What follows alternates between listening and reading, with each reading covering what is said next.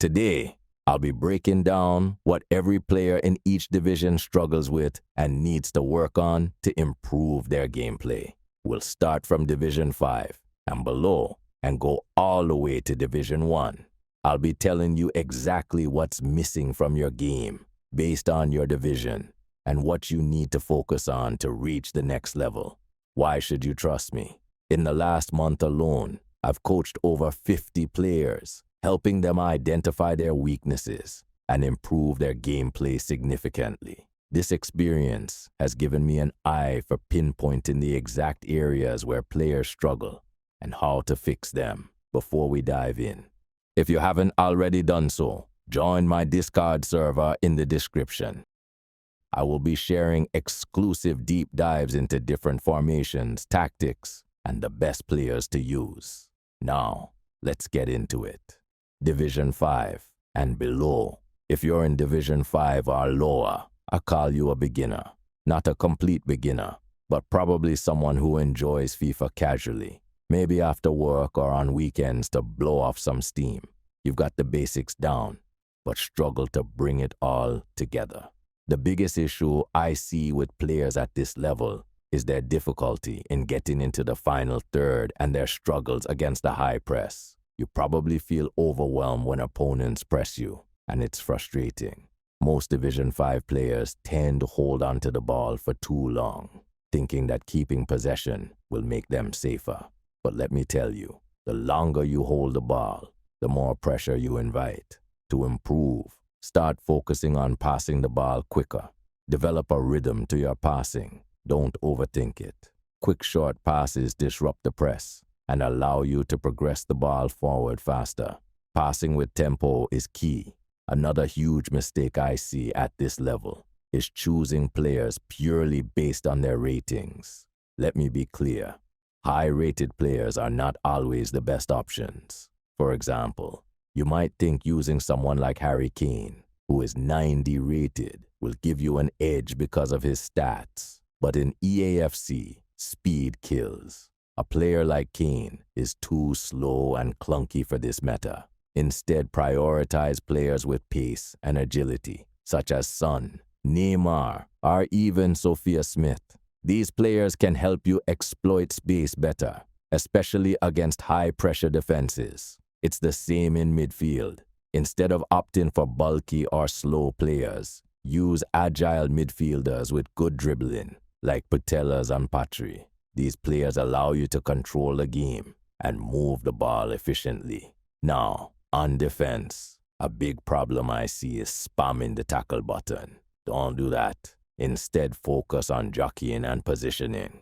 Let your midfielders do most of the defensive work for you. Holding your ground and cutting off passing lanes is far more effective than diving into tackles and leaving gaps. So, to recap for Division 5 and below, pass the ball faster and with more purpose. Avoid slow attackers, even if they are highly rated. Speed and dribbling are more important than overall ratings. Stop spamming tackles. Defend smartly by holding position and jockeying.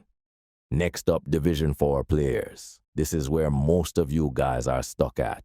If you're in Division 4, you've got the basics of FIFA down, but you probably feel stuck.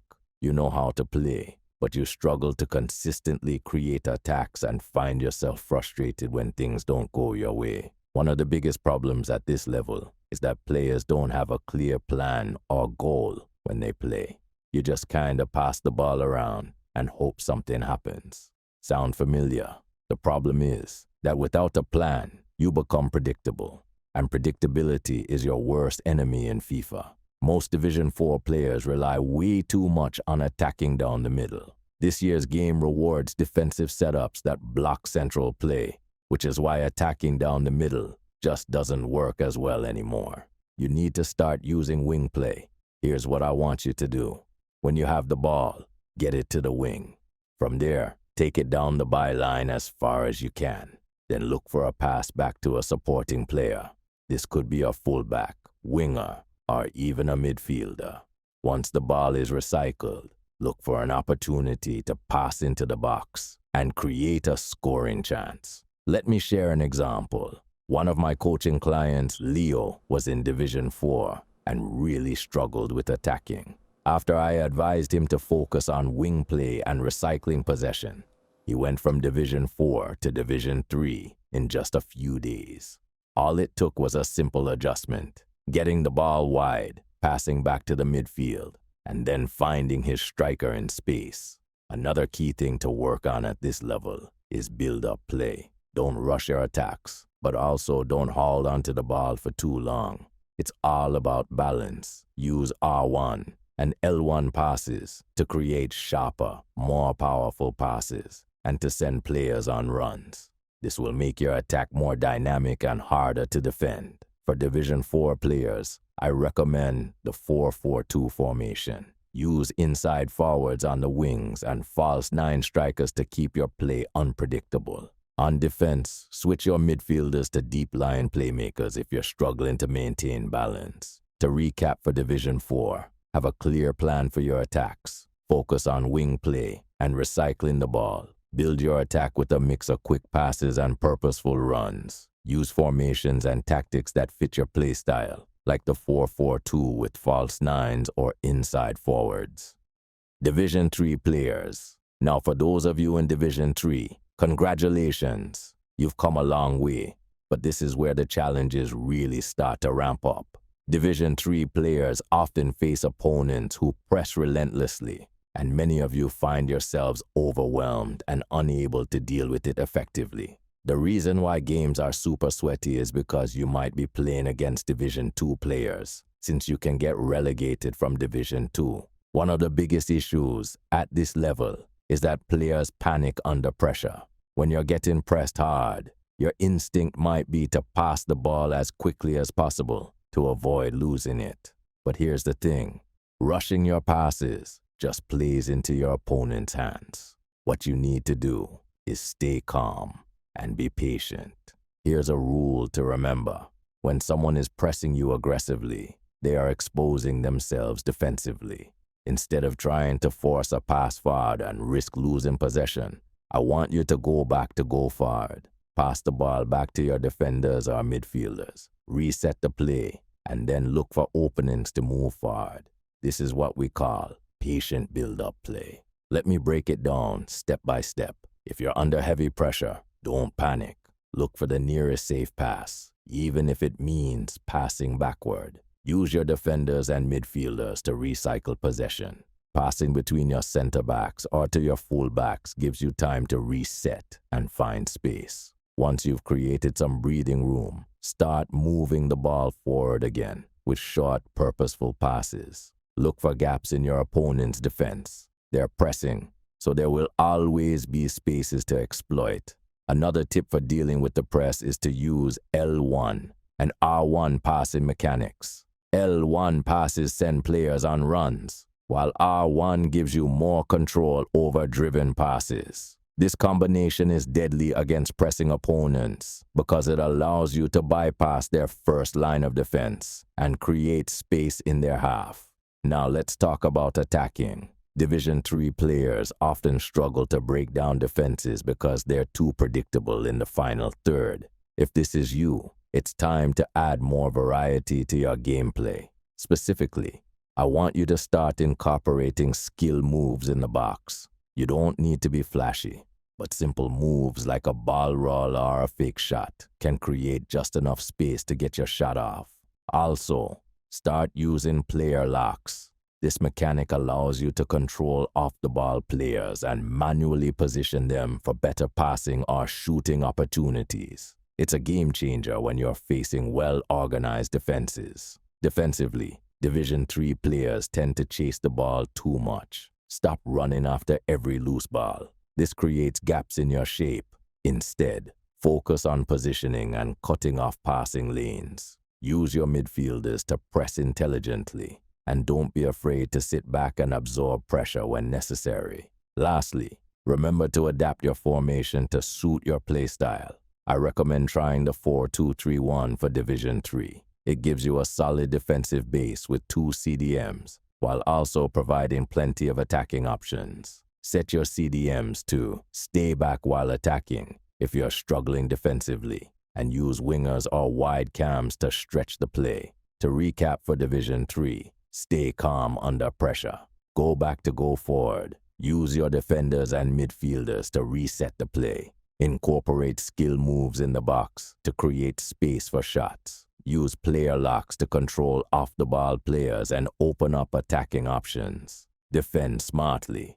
Focus on positioning rather than chasing the ball. Experiment with formations like 4-2-3-1 to find a balance between attack and defense. Division 3 is all about learning to control the game, even when things get chaotic.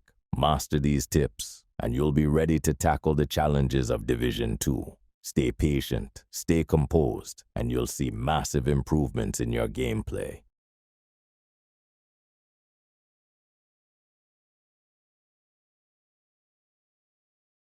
Welcome to Division 2, the proving grounds before reaching the pinnacle of Division 1. At this level, most players are experienced, skilled, and tactical. The margin for error is razor thin, and the competition is fierce. What separates Division 2 players from Division 1? Let's break it down. First, the biggest challenge Division 2 players face is playing under constant pressure. Opponents in this division are not only skilled at pressing, but also at maintaining their defensive shape. Here's the kicker. Division 2 players often lack patience. You try to force the play instead of taking your time to build an attack. The solution: learn to control the tempo of the game. Don't rush forward just because you have the ball. Pass backward, recycle possession, and probe your opponent's defense until you find an opening. Think of your build-up as a chess game. Every pass should serve a purpose. Here's a step-by-step guide for maintaining control under pressure. When pressed, don't panic. Look for safe passes. Use your center backs, full backs, or even your goalkeeper to reset the play. Use driven passes, R1 plus pass, to break through the press and keep the ball moving quickly. If you are stuck, switch the play to the opposite flank. This stretches the opponent's defense and creates space to exploit. Another issue in Division 2 is that players often struggle with switching defenders effectively. At this level, opponents are clinical in attack, and poor defensive switching will cost you games. You need to master manual switching, using the right stick to stay one step ahead of your opponent. Anticipate their moves and switch to the defender, who is in the best position to block or intercept. Mechanics are also crucial in Division 2. You'll notice many opponents abusing small mechanics like power shots, finesse shots, and corner tactics. If you're not incorporating these into your game, you're falling behind. Learn how to execute power shots effectively. They're deadly when used correctly. Additionally, practice your corner routines to capitalize on set-piece opportunities. Now let's talk about attacking. At this level, creativity in the final third is essential. Start incorporating advanced skill moves like elastico, reverse elastico, or ball rolls combined with scoop turns. These moves create space in tight situations and give you an edge against tough defenses. Player locks are another tool that can elevate your attack. Manually controlling off-the-ball players allows you to create passing angles and exploit gaps in the defense. Combine this with your skill moves for devastating results. Defensively, Division 2 players need to improve their defensive organization. Most opponents here are Division 1 caliber players who have been relegated, so you're facing some of the best. Stop diving into tackles and focus on positioning. Use your midfielders to cut off passing lanes and keep your backline intact. Lastly, consider your formation. The 4-4-2 works exceptionally well in Division 2. It gives you balance, width, and flexibility in attack.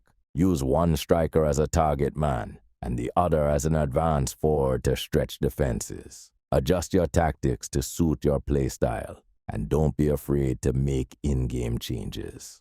To recap for Division 2, control the tempo of the game. Don't rush. Pass back and switch play when necessary. Master manual player switching with the right stick to improve your defense. Incorporate mechanics like power shots, finesse shots, and corner tactics into your gameplay. Use advanced skill moves and player locks to create opportunities in the final third. Defend with patience and focus on cutting off passing lanes. Experiment with balanced formations like the 4-4-2 for greater flexibility. If you can stay composed and tactical, Division 2 will feel less overwhelming. With consistency, you'll be knocking on the door of Division 1 in no time.